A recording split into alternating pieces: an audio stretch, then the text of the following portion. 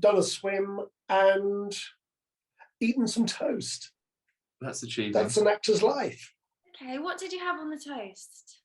Oh, seedless raspberry jam. Nothing worse than the bits in jam that get between your crevices. Oh, I like the seeds. I like the seeds too. It's poor fare because we're currently in Alex's flat. Yes. I cycle over to here, so I try and do a bit of one DIY job before I come here, because then I know that we're going to sit and have toast with seedless jam for a while, and it might not feel like achieving, but the aim is always to achieve. And we normally, in fairness, we normally do, although I don't think we can ever describe ourselves as productive in terms of 8 hours, and every minute of those 8 hours is yielding words on a page for a script. No. We probably do 2 hours warming up, which is basically watching the news, clips from YouTube, chatting about chums, eating toast, more toast, time for porridge, toilet, toast.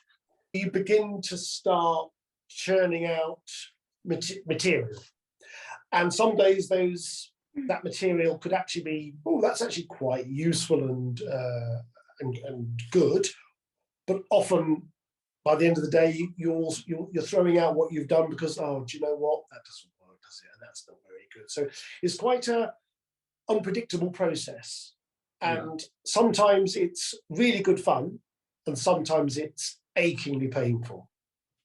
So you two are writing a show at the moment. Yeah, writing a comedy. That's something we've been working on for a while. We are hoping to make a pilot, but in development, as various stages, right? Rewrites, meetings, rewrites. So we've been with this idea for quite a while, and it's onward. It's always onward. Yeah. I mean, it's changed. So I know we're sounding a bit cryptic about the idea, but the idea isn't particularly relevant in a way. It's more the process of it has been illuminating in terms of just how difficult it is to combine creative thinking with a mathematical mind, because the story itself is the most difficult part. We're quite adept perhaps at coming up with silly voices and interesting lines, because as actors we're called upon a bit more to do that. But in terms of actually building a story and the algebra and the equations and the maths that goes into making this pay off when you've hidden it over there, and that does actually chime with that, and that maths eludes both of us, really. It's the most difficult part. Yeah, we've never sort of talked in those terms about a story or even just about a scene. Even just learning, I remember at the start, we just we did a bit of research and learning the scaffolding in a script, and just knowing that the scene should start somewhere and finish somewhere else. It must, there's got to be movement in the scene. You're like, well, of course, but it's a completely new way of looking at it. So I think we were playing catch up for a long time in actually building that skill set and talking about it differently and understanding a story. Yeah, I think just obviously as actors you read scripts all the time, so we've read plenty of scripts, and you didn't dawn on me until we had to start writing our own. Oh my gosh, just what work goes into making all the moving parts move well. And then on top of that, actually making it good. It's all very well saying we've got a script. Yeah, but is it a good script? It might technically work, but do you want to watch this? Would you be interested in sitting down for an hour to... So yeah, it's been really illuminating from an acting perspective, just how much work goes into a good script. Yeah. And how many scripts have you written for it so far? We've probably written 20 scripts in terms of rewrites, and which have completely altered what we originally wrote. So we've written lots, but we've got 2 that are sort of in the bag. And frankly, it's the first script that matters, because that's the template that frankly you could give to other people in a writing room to write. I mean, a lot of stuff that gets written today, once the first episode is built, you'll often hire in other extremely good writers to actually write episode 2, and then someone else writes 3, others, someone else 4, that, and then we perhaps, although not at our level because we're novices, we perhaps might do a pass on all of those scripts just to make sure it's got a consistency to it. But a lot of the time it's the first script is the most crucial, because that's setting out the DNA for the entire series. But I also think that, yes, it's our idea and our concept and our script, but actually sort of knowing that, not being precious about that, or understanding that we do need help, and we probably will need outside help and other people writing on it. Yeah, we will be over it, but you know, it's not ours or bust. You know, no way. I think yes, yeah, we're not possessive over. Oh, it's got to adhere to our minute vision. No, we're very delighted by the idea of other people pitching in, and we do have a quasi writers' room. There's 3 other people involved in the building of each storyline, and stress testing. Why is that character needed? Can't we conflate those 3 characters into one?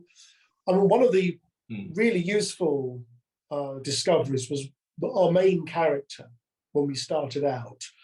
We thought he was a man caught between an upstairs scenario and a downstairs scenario. And we thought, oh, that's a sort of perfect sort of 40 Towers meets upstairs, downstairs model.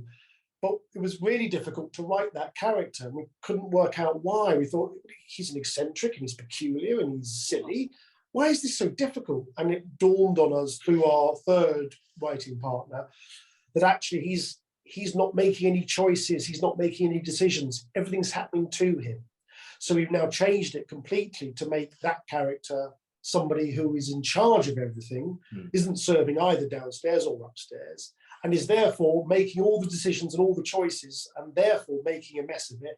And that's what makes it interesting and gives it a battery pack, basically. Gives it more drive, makes it more satisfying that he is an agent of his own misfortune, his own fuck-ups, excuse my language, rather than just being pulled and fairly anemic. Yes. But again, that took us 3 years to sort of discover. discover. 3 years of chatting before Nick actually Nick came up with it. Yeah.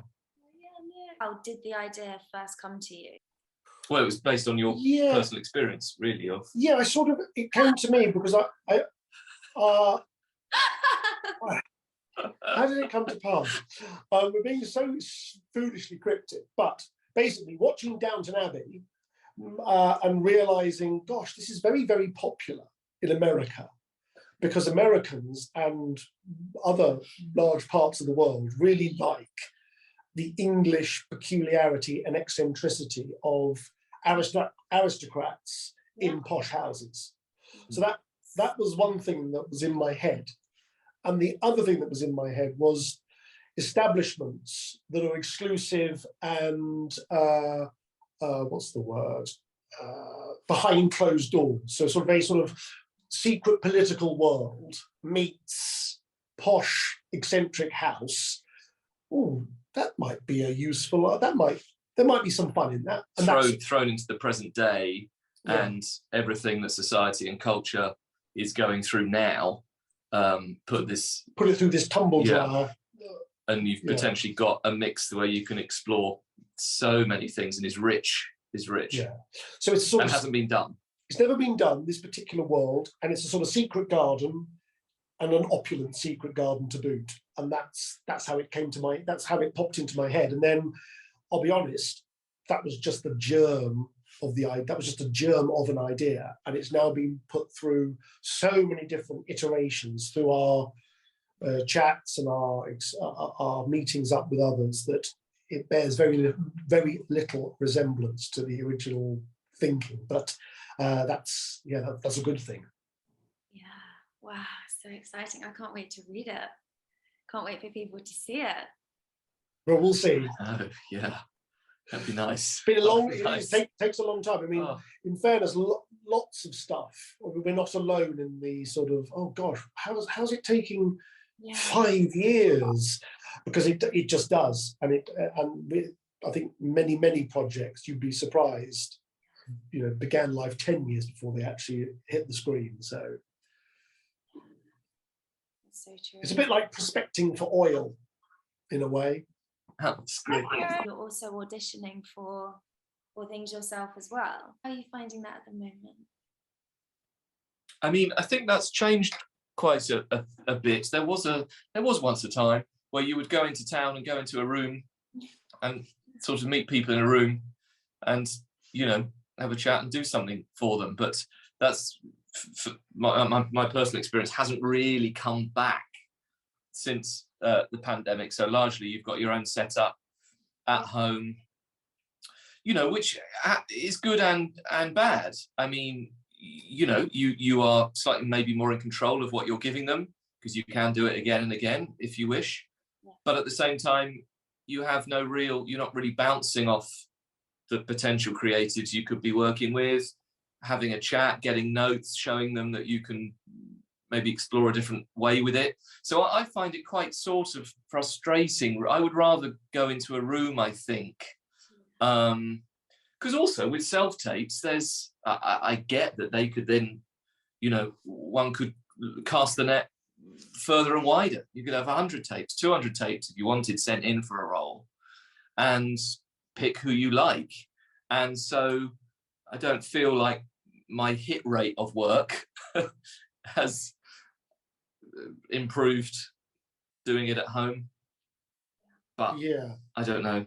We do it together sometimes. Yeah, we often do self-tapes at each other's homes so that you've just got someone else reading in, which is crucial. I think having someone read in is vital. The quality of the tape, as long as you can hear and see it, I can't imagine, it doesn't have to be beautifully executed, sound perfect, lighting perfect. I think more important would be to get someone with you to read in. I think that's imperative. I've done a few tapes where I've sort of had the other character's lines sort of on the wall, and it just doesn't. It's not good enough. So, I've seen them; they were not good enough. No, they weren't. Yeah, so the self-tape is a false god in a way. You think, oh, I can get this. I can make this perfect, because until I feel it's perfect, I won't submit the tape. But it doesn't work like that. I think actually your better work is done when you're under pressure in a room, and you can find the chemistry in the room as well that you don't get if you're doing it sort of on your own, or even in the scenario we've just described. You're right. You think if it's in a self-tape world, surely everyone can audition for everything, and the casting director can just quickly zip through the tapes and only submit those that they think are worth submitting. But that has not. I don't think that's increased. The world of the self-tape doesn't increase the amount of material that you go up for, I don't think. What else can I say about the self-tape? How do you find them? Yeah. I enjoy, as Matt was saying, I think the aspect of having control, but also I think being able to have that direction. Totally, yeah.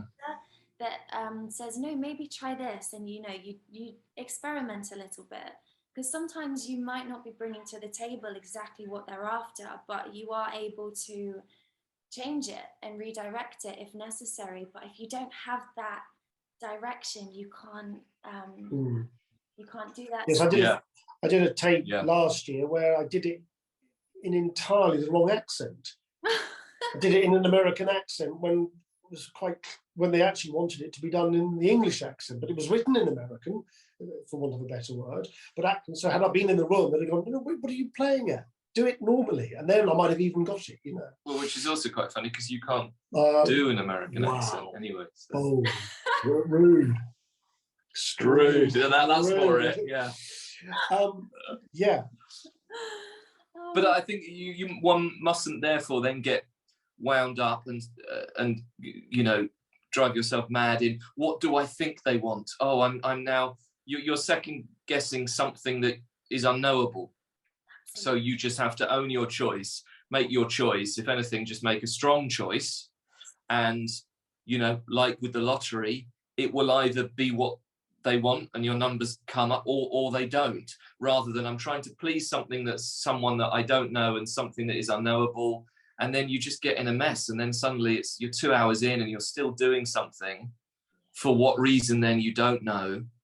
And I think that could drive you potty. And I think half of the battle on a daily basis, as we've sort of explored with toast and jam and prevarication, is not going mad in this world that we're trying to make a living in. Like keeping on top of that somehow. There you go. I mean, we saw you, Matt, in the Twilight Zone. you came to see me in the Twilight Zone at the Ambassadors Theatre in 2019. Yes. Transferred from the Almeida Theatre, I believe it was there in 2018. It was a West End transfer. You weren't in the original Almeida, is that right? Or were you? No, I wasn't. Okay, All right. Right. Alex. It's hard. It's hard. It's very hard. And did you slept? You still had a kip in this I'm one? sure. Didn't you? No, I Yeah. didn't. I know. I think I've done I think 3 plays since I've known Alex, and he's come to all of them, and he's slept in all of them, and you know. Fall asleep when we watched it, did you? Oh, I probably did. He said that you didn't notice, but he had one of his long blinks, and he goes like that. The lovely feeling, it's like falling asleep on a tube. You just got a nice noise in the background. Quite warm. Warm and cosy. And, yeah. But that play was so interesting and Did different. you enjoy it? Oh, Yeah. yeah. I mean, it was cool. I mean, you know. Because we met on Cinderella. That's how we met. Yeah. And what year was Did that? I think that might have just come out of the blue, actually. Completely shooting across the answer he was giving. It did. So I'm going to retract that and come back to it. Okay. Matthew, tell us about Twilight. I don't think you deserve to hear anything about the play that you slept through. Didn't even pay for his tickets. I would have. We did meet on a set. We met on Cinderella. We were both playing we were both part of the royal court, basically. So we met on that, and then we become chums, and then enemies, and then we're sort of we're writing partners. Yeah. I'd probably spend more time with Alex than I do with my own partner. Oh, and I love her. She's such an angel. Oh, she's sweet. Oh, thanks. Which I think, is probably unhealthy ultimately. Yeah. I often go. Well, it's exhausting. It's exhausting. Also, no, but it's also like sort of daycare. To a degree. That is, Well, even if we're not being productive on a page, we are, I don't know, talking through issues, talking about the business, talking about our lives, and it's it's useful. Well, totally, because one of the things as an actor is, and obviously it all depends on partly where you sit in the ecosystem of it, but it's not a normal job, so you don't go in and see the same colleagues every single day, and therefore you don't have that network of folk who can take your mind off things and give you a different perspective. Now, when you're working, it's wonderful, and it is like a normal job in that regard. Lots of people around, but when you're not, it's very important to have people who you sort of mix with as if they're colleagues at work regularly, because without it, you could find yourself sort of sitting at home twiddling your thumbs, and that's very, very deleterious to the soul. So it's a good thing, being productive yourself when you're not working is I would highly recommend for various reasons. Yeah. Where did we meet? So we met on Babs. Which was when? 2016 or 2016? I think 2016, 2017 maybe. Yeah. And that was lovely, wasn't it? That was great fun. Yeah. That was all filmed in one location. I seem to remember that it was amazing.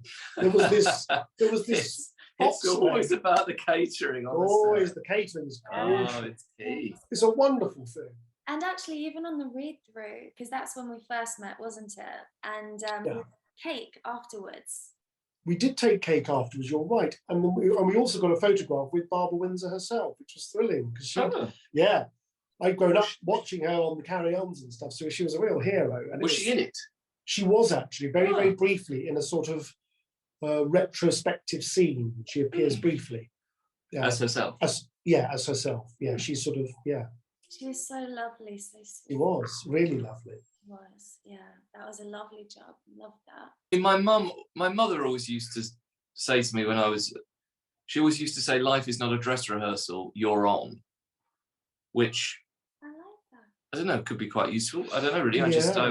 She was, you know, quite keen for me to carry that. Yes, I often think life's going to start soon. It's going to start soon. It's going to be like, yeah, we'll get ready because it's going to. No, and you need to realise because that's not a motto, is that it? is not. It's not a motto. Life's going to start soon. It's not a motto. No, I've got loads of. What's annoying is I've got loads of mottos written down in my computer somewhere. Not that I keep a list of mottos, but I've got various little random thoughts that I could have brought to the table, except they're not at the forefront of my mind right now. What would be a motto? To do nothing is the way to be nothing. You can't steer a ship that doesn't move. So just keep moving, keep going. And yeah, there we go. How about that? Any others? I mean, in a way, if the ship, yeah, no, water's always moving though, isn't it? No, I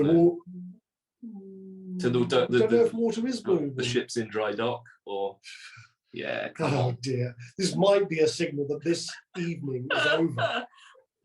That's a good one. Life is not a dress rehearsal. You're Right? on. Yeah, good. It's a good one. I go with that. Yes. Give another clip for that one. Yeah. And do you have one? Do you have some? Some. I like move with the heart's compass. Oh. Say again. Move with the what? The heart's compass. Nice. That's nice. I feel like your heart always guides you, and you know where you're gravitating towards, and what feels good for your soul. We should try that. Yeah, I might. Yeah. You're both Taurus, aren't you? Are you? Ollie. I am Taurus. Yeah, I'm May. You're May. And I'm end of April. Okay, yeah, so we're Taurian, yeah. Yeah, the I bull. don't know what. You just remembered. You've got such a good memory. Does it mean that we should be able to work together, or does it mean that this is not a good combo?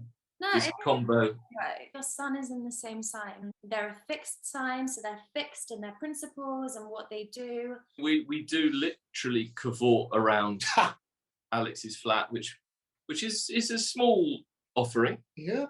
So you can get around it in probably 8 seconds, and we often start a day with just the noises and the actions. Oh, it's a noisy place. We shouldn't go there because we're middle-aged men now. Yes. Yeah. We've got a meeting next week with the producer, basically. So we need to sort of slightly attend to a deadline for that. Yeah. So. Yeah. Address some homework, some new thinking. You know, it's not structured. It's sporadic. It's slightly chaotic, but it's all, like I said before, gentle forward motion that hopefully pays off somewhere. Lovely. And we must all do a dinner soon. Vital. Well, yes, please. Well, you two have dinner together. We used to do dinner a lot before the lockdown. We had an Italian we went to every week. I've heard about this. Yeah, the Monday night. Monday night, we're just running around the streets of London. Wow. One of Alex's chums. And it was a fantastic night, wasn't it? It was a great evening. Good luck with the script and your day. Thank you. Great. I hope this was like. Yeah, thank you. Thank you for inviting us. It's nice to talk. Yeah. It's nice to talk. Like we were saying, it's actually just. Yeah. It's just nice to talk. And I hope you can harvest something from our ramblings that is of some use. Who knows? Oh, anyway, we'll yeah. Shall we stop? Shall I stop here? Then I might call you on FaceTime. Okay, fab. Yeah, let's do that. Perfect. We'll stop. Yeah. So we're off. We're done. Yeah. Yay! Say that about you. Ta-ta! Oh, wow. Ta-ta! Bye.